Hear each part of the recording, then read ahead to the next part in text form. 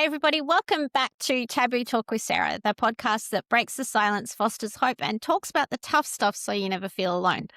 We like having those conversations that we're often told not to, talking about things like death and grief and chronic illness, what it's really like to be a special needs mum, all that kind of stuff. If you're new here, I'm Sarah. I'm a mum of 3, a wellness advocate, and I care deeply about how we navigate those parts of life that shape us, stretch us, and sometimes break us. This season, I'm exploring what happens when we start noticing things we can't unsee and asking what we're meant to do with that awareness. And today's conversation feels like it'll be both tender and timely because we're talking about grief. Not just the grief that comes with death, but the grief that comes with change, with transition, with the life we thought we were going to have shifting under our feet. And to help us explore that, I'm joined by someone whose work I deeply respect, Carol Pilkington, and I hope I said her name right. I first came along Carol's work through the Be Empowered Women's Network and the Shine Circle that we are both a part of. And what struck me immediately was the depth and honesty she brings to these conversations about loss, healing, and conscious awareness. Carol is the founder of Aware and Conscious, and her work gently challenges how we think about grief, not as something to get over and get past, but as something to understand, honor, and move through. Carol, welcome. I am so glad you're here. I can't hear you. I can't hear you at all. Whoops, sorry. There we go. I self-muted my mic. I have my external mic and the mute button there. Sorry about that. I'm very excited to be here. Thank you so much for inviting me. I'm very glad you're here, and I love when tech doesn't do what it's told, and that it's not just me. Goodness. So I'm opening every conversation this season with the same question. What is it that you've noticed around you that now that you notice it, you can't unsee it? And what does it make you want to do about it? That's a really interesting question because I know I can't control the outcome of anything. Not in my own life and certainly not out in the world. And there's a lot of anguish and anxiety and despair out there. And all I feel I can do is speak into that and be comforting voice and someone that people might feel safe seeking out for guidance and help. Because having that safe place to go, particularly when you are going through really difficult times, is really, really important. Now, quite often when people hear the word grief, they usually think death. And while that is part of it, your work suggests that it's bigger than that. So how would you define grief? I would define it as anything that we feel regret about, anything that we feel sadness and sorrow over, that we can't seem to shake. You know, I heard someone say years ago that they had just realized that they had been in grief over a book or a career path that they hadn't taken. Mm. And it had just come to them. Those things happen all the time. When we begin to question how we are really feeling about ourselves and how we feel about ourselves in the world, we start to question, what is this feeling that's not enabling me to experience joy on a regular basis. And so I would say grief is anything, or loss is anything that we have not resolved yet in our lives. Could be a conversation with a person that we cared about that is no longer in our lives. Could be how our career paths turned out. Could be our loss of identity or sense of identity based on career path or um, relationship choices, any number of things, right? And so it's All really those big important. transition moments. Exactly. It's really important for us to examine those kinds of things for ourselves. And we sometimes need help in, figuring that out. Because sometimes we don't even know what it is we're feeling. And until we figure that out, we can't then process it and move forward from that. And yeah, quite often, like, yes, we do. But grief, as you said, it comes from any kind of loss. And when we look at like the stressful life events scale, and death is at the top of that one, death of a parent, spouse, or child. But divorce, major illness, marriage, job loss, they're all in the top 5 as well. Yes, expectations not being met. Yeah. So it's those things when your life maybe doesn't turn out the way that you were thinking it would, or you've had something happen that's shifted your trajectory. Now, I know that that triggers off a lot of grief, but do you think sometimes because we don't acknowledge that that's what's going on, it stops us from actually dealing with it and moving forward? Yeah, absolutely. We tend to often minimize what we're experiencing and deny it and avoid looking at it.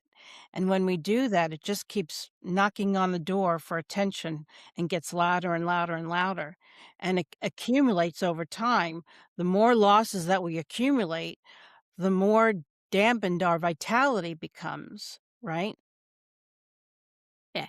Because the more times you get knocked down, the harder it is to get back up.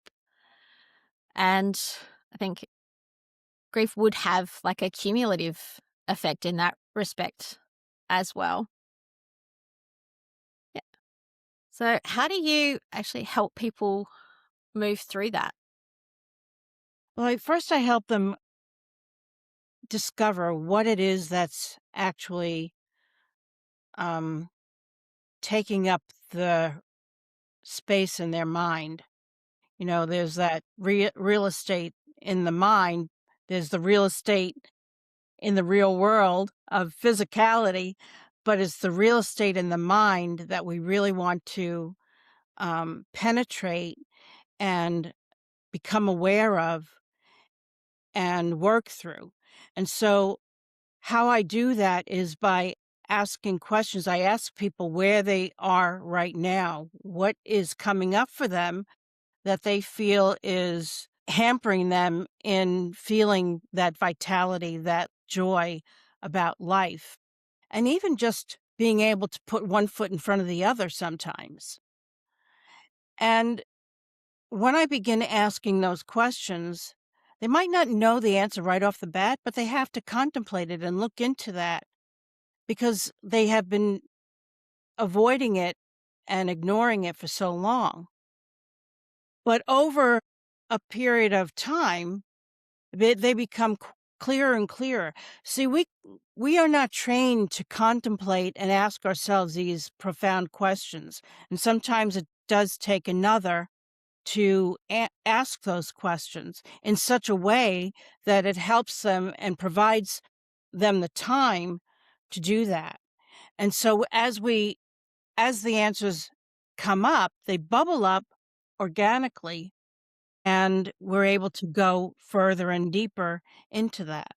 And that's how things kind of, um, I would say, mushroom and they gain light, you know? They come out of the darkness. Because that's the only way to combat darkness is to turn the lights on and Mhm. to bring your attention to what's going on. And yeah, grief can be one of those tricky things, I think. And I'll admit I'm no stranger to it in its varied forms. I was a sick kid, so the trajectory of my life didn't quite go the way I was planning. And then I lost my mum 13 years ago now and had two small babies. My second son was born just after my mum passed. And I remember reading once that our mums teach us everything except how to live without them. And for me, that was very true, especially in those really early years where, say, so because I was an older mum, work Sarah had her stuff together. I knew how to do that, but there was so many things with little babies, even though I had some experience with them. I'm a youngest child, so I got to do the auntie job, which is the most fun because you get to go, you're not fun anymore, go back and annoy your mother. But you can't do that when they're your own. And there was so many times where it'd be, I wish I could ask her. Or the boys would do something amazing and it'd be, Mum, did you see? Oh, that's right. And there'd be times when I was fine and other times that it had hit me like a ton of bricks. Has that been your experience with lots of people going through grief, that we think it's this Absolutely. linear thing and you work through the stages? But that was not my experience. It did not feel very linear at all.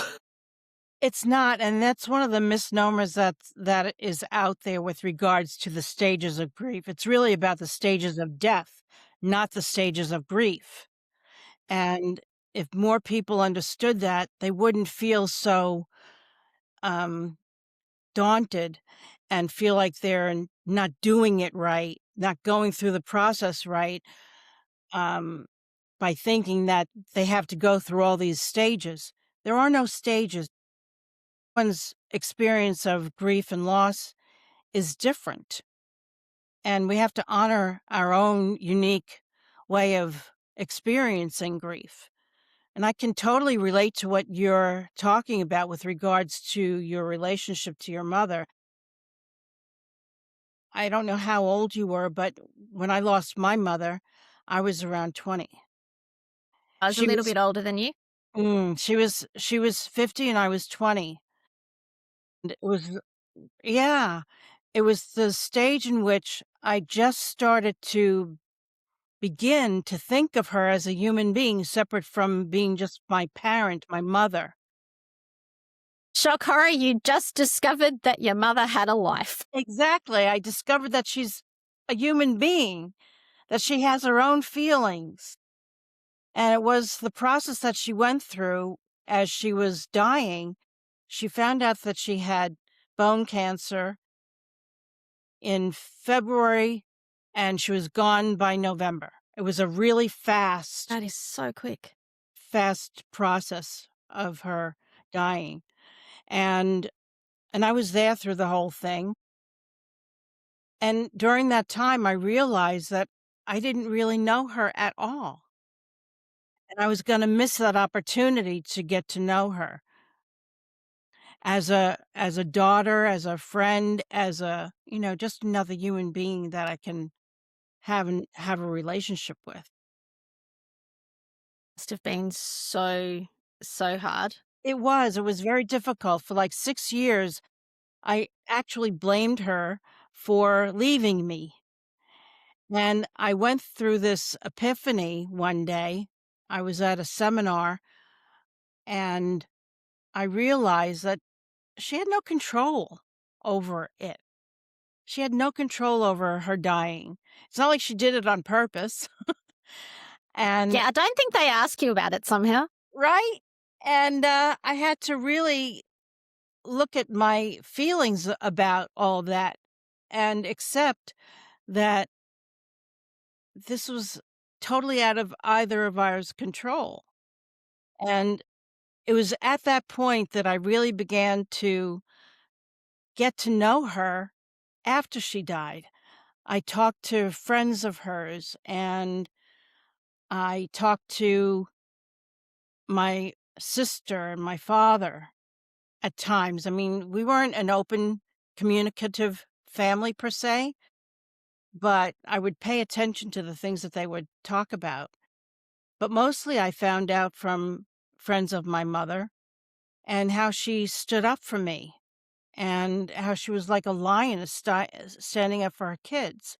And that was a revelation to me. I just got to know her and appreciate her for who she was. She was an artist. She was a caricature artist, and I hadn't known that. And she was very good at it.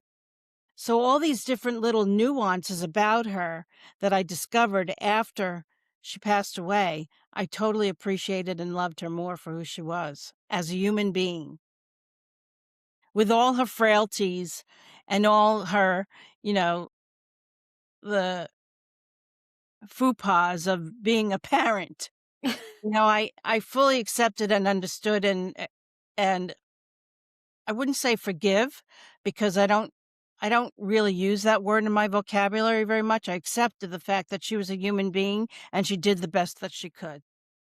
with what she had at the time. Exactly. And I think that experience definitely would have shaped you and what you've gone on to do in your own life. And I Mhm. think that's another one of those interesting things about grief is that it does shape us, like our experience of that. Um, and sometimes it changes how we see the world or how we function in it, depending on what our experiences have been. Do you think it tends to make people more guarded or more tender and open, more awake to what's going on? What have you seen? I think it's both. I mean, it all depends upon the person. Um, I think the work that I do with people is to help them become more open, to help them understand what they can learn from the process of grief about themselves.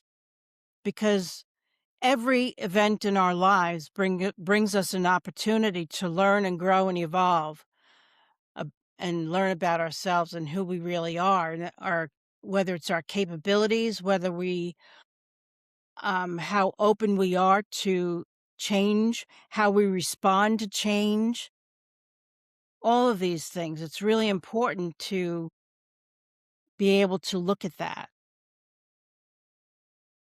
And change is really the only thing that is Constant. a constant, Right. and yet change and in particular like death, it's one of those things that it's going to happen. We know that, and yet we're so unprepared for it, which I've been thinking about a bit. I had conversation with a friend Emma, who's a naturopath, in a previous episode, and she pointed out that we prepare girls for menarche, we prepare women for pregnancy and childbirth, but we don't prepare them for what comes after that. We don't prepare for perimenopause and menopause or like that whole period of life after you're done having babies. And then it occurred to me, yeah, we prepare for so many things in life, but we don't prepare for the aftermath of death, or it's become one of those things that we just don't talk about, and we don't talk about the effects of grief and how it shapes us. That's so So true. Because it's a taboo. It's still a taboo. We live in a society and culture where it's all about how how do we do better? What do we do? What do we do in life? not acknowledge that death is part of the cycle, no matter where we are. And we have this idea that someone younger than us shouldn't die before us. And that creates even more despair rather than looking at it as each person's path is different and that we have to live our own path. And we don't know how long each other's path is going to be. But when we can live like death is just on our doorstep, our life can change dramatically because we don't take people for granted. We don't assume anything. We would treat people with more kindness and care and love and compassion. We would see all of those things that connect us and unite us and make us the same rather Mhm. than all those divisions. Exactly. Yeah. And that's the and talk a little bit about what I would call collective grief, or wonder if you have a similar idea of that. Because looking around our world, and it's several times in history when big things happen, they mark us, they leave an impact, whether we're actually part of that event or not. I remember as a child watching the Challenger disaster, Mhm. and then I know exactly where I was when I heard the news about 9/11. I woke up to the sound of the television, and it's like, why is my flatmate watching a disaster movie? Because I heard the sound before I then walked into the lounge room and saw on the news the second plane hitting it. It's just like, there was this disbelief, no, that can't be real. And Mhm. then more recently with what happened in Bondi, it's like mass shootings don't happen in Australia. Not anymore. Right? We Right. haven't had one for close on 30 years. So it's like, but you notice there that at that time, people seem to forget their differences and pull together to So get true. through that. So part of my thinking is, how amazing would it be if we could take that and remember that even when there's not this big disaster going on? That's right. We truly come together when there's a disaster or some kind of crisis, and it reminds us of who we really are and that our differences are so trivialized. They're trivial compared to what's really important. And it would be nice if we could remember that from one day to the next. I happened to be in New York during 9/11. I had just flown in for business the night before, and my superior and I, my boss and I, were driving out to Long Island to visit the office that we were integrating into our company. And were doing an audit, and everybody was running around at the time when we just literally arrived. And they were telling us what happened. And so obviously the office was closed down and we went back to our hotel. And I am from New York. Um, and so it was pretty surreal. I was sitting there in our hotel rooms, and he was needing and feeling that we needed to get on the road and drive back to California, like, immediately. Well, they weren't letting anybody out of New York. You were Nope. stuck. And if you left your hotel and gave up your car, you were, you know, up the creek without a Yep. paddle, so to speak. Yeah. And I said, "Absolutely not. If you wanna go, you go. I'm sitting here." And I even called my cousin, who happened to be a New York City police officer at the time, to, you know, confirm and affirm for him that, "No, you're not going anywhere. Sit tight." We weren't able to leave until that, let's see, it was a Monday, Tuesday it happened.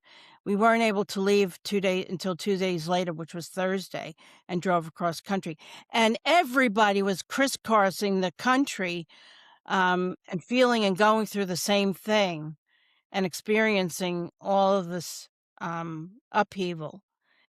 And it was the most surreal thing I'd ever experienced. And when we were leaving the city, looking back where the Twin Towers were supposed to be, is this big gap. It was difficult. It was very difficult. 'Cause it's not like it's an experience you could ever forget. Mhm. Yeah. And being that you are a New Yorker, it would have hit different for you as well because that building, I'm assuming, had always been there. Exactly. So Since I was a the kid. yeah. So you don't remember it not being there. Mhm. So whereas And it's different for me when I go to New York because I'd never been to New York to see the Twin Towers when they were standing. So, but I've seen it in lots of movies, so I can kind of picture where it was. And I did go to the memorial. I was there in 2008, mm, but it was just like, I think it would sit differently for somebody because there's that constant reminder of what's not there anymore. mhm. And that happens with grief in a lot of cases is it's not so much it's not there, but it's those little things that make you think about it that bring it Mhm. back to your awareness. So, But like you said, it's really, remembering where I was exactly. mm, Um, but on a collective level with so many other things that are happening in the world, people um, get sorrowful and they feel powerless. And I used to have this experience where I carried the responsibility of the sorrows and woes of the world on my shoulder. And it really, really weighed me down. And I carried this melancholy within me that I didn't even realize. And I would get very emotional at so many things that were happening in the world. And someone once said to me very early on in my journey that there was a sweet sadness about me. And I didn't mm, know what that meant. And I was determined to find out. And so over many years, I began to chisel away at that. And I had one day a huge, huge outflow of sobbing and emotion and realizing how much I didn't even realize how much I was carrying on my shoulders. And it made me realize that I am not responsible to carry so much sorrow within me. I can have compassion. It was that point where I learned to have compassion and separate what was mine and what was not mine. And it was really a way for me to understand at a deeper level the true nature of compassion and the true nature of empathy. I didn't have to carry it in me in order to have empathy and compassion for anyone that was going through it, a sad period or a difficult period. And it changed my life because then I was able to be more present for the people that I needed to be there for and to help without absorbing and taking on, it's like that yeah, transference. yeah, I didn't do that anymore. So I was able to be there be the container that they needed me to be without filling it up with them. I get it. I was a massage therapist for 25 years, and I'm grateful in my early days that I was taught. And it was just popped into my head. Line from a very old, very good movie. This is my dance space. That's yours. I don't go into yours. You don't come into mine. But in terms Right. of the energy exchange, you somewhere along the line, because like you were doing, you were carrying the weight of the world on your shoulders, and that's not your job. But your job is to come alongside people, help them carry their load. Yes, it's to help them carry their load, not take it for them.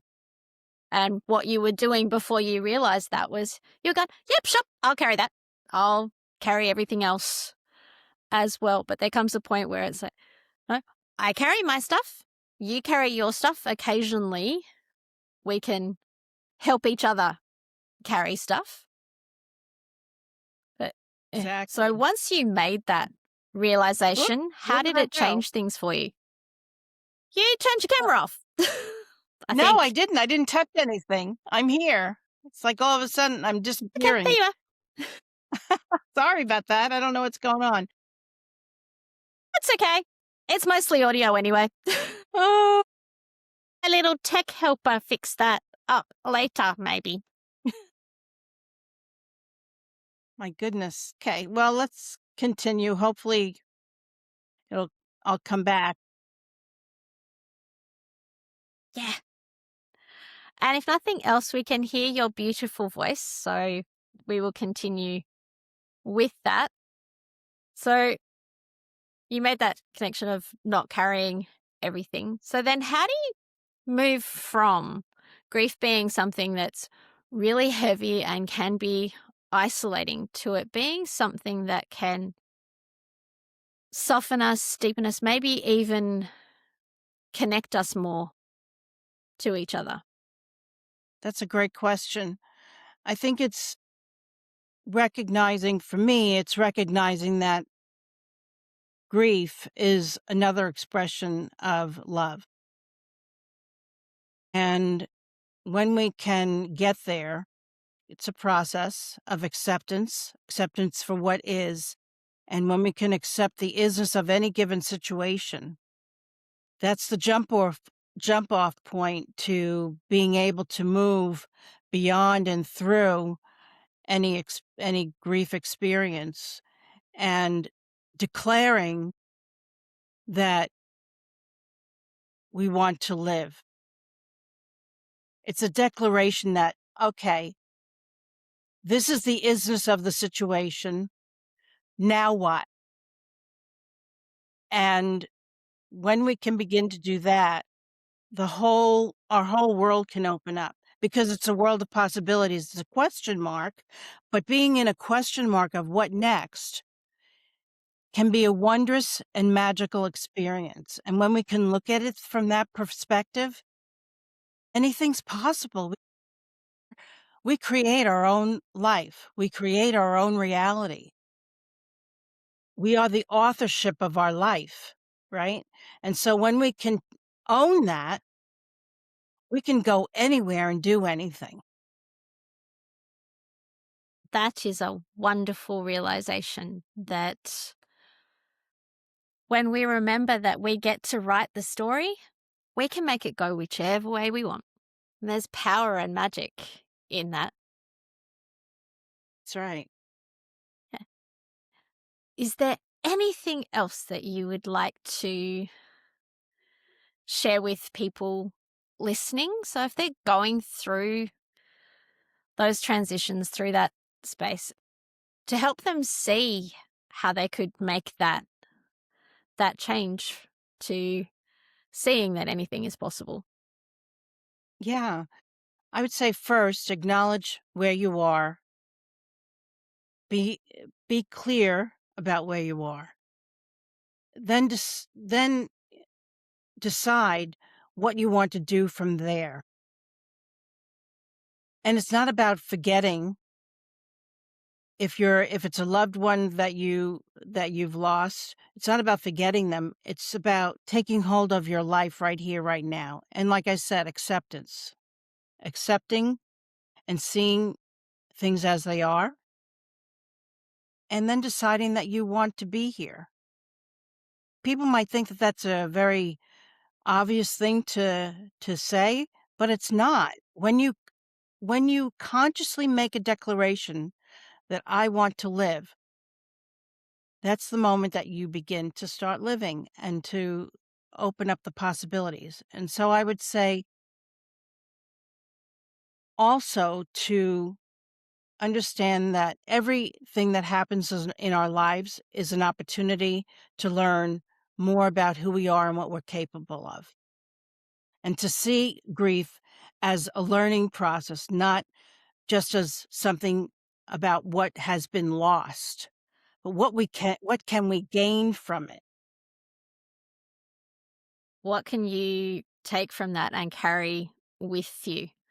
Because for me, legacy isn't just something that we leave behind after we're gone. It's how we live so that when we're gone, we've left something that's going to outlast us.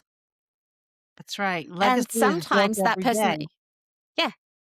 And sometimes it's the person that you've lost that carrying forward the amazing things that they taught you, that can then be part of not just their legacy, but yours as well. Absolutely. It's beautiful. So I could stay here talking all day, but just because I know there's so many rabbit holes we could go down. But for everyone listening, if this conversation has resonated with you, I hope that you take away that grief isn't weakness or failure. It's a learning opportunity and an opportunity for growth. And through it, you can see that all things are possible. And it's not something to rush past. It's proof that something matters. And we don't necessarily need to get over it.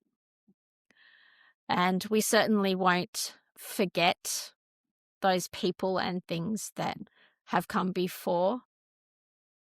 But we need to learn how to carry it differently so that it's something you carry into the possibilities, not let it weigh you down.